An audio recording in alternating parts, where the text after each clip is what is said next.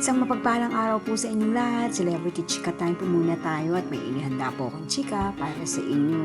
Tara po't magchikahan na po tayo. Hala, ano itong nasa korte ng mga pulis ang Asia's multimedia star? Yes, mga celebrity chika time. Yan po ang ichichika ko sa inyo. Nalubos rin pong usap-usapan sa social media ng mga netizens, lalong-lalo na nga po ng mga followers at supporters ni Alden.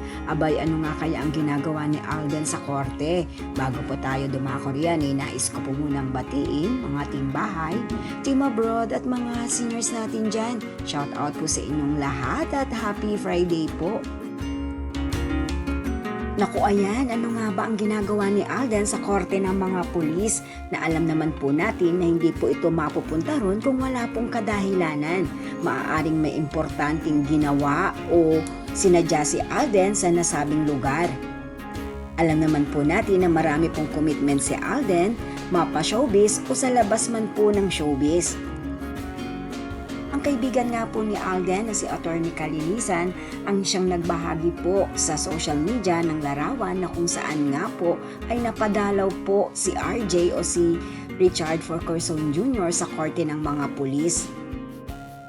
Mukhang nakipag-meeting po si Alden sa People's Law Enforcement Board sa Quezon City na kung saan nga po ay pinangungunahan ni Atty. Kalinisan na siyang kaibigan nga po ni Alden.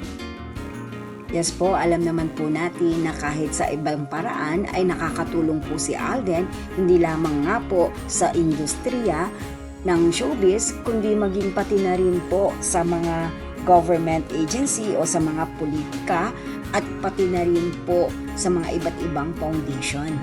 Kaya naman po marahil ay may gagawin na naman po si Alden para makatulong, lalong-lalo na nga po at nariyan po siya nakikipag-meeting sa PLEB o sa People's Law Enforcement Board. Yan po ang aking chika updates for today. Salamat po sa inyong panonood. Huwag po kalimutang mag-subscribe. Pwede po mag-comment sa ibaba. Basta huwag lamang po hearts o nakakasakit sa isa't isa. Salamat po muli. Spread love, not hate.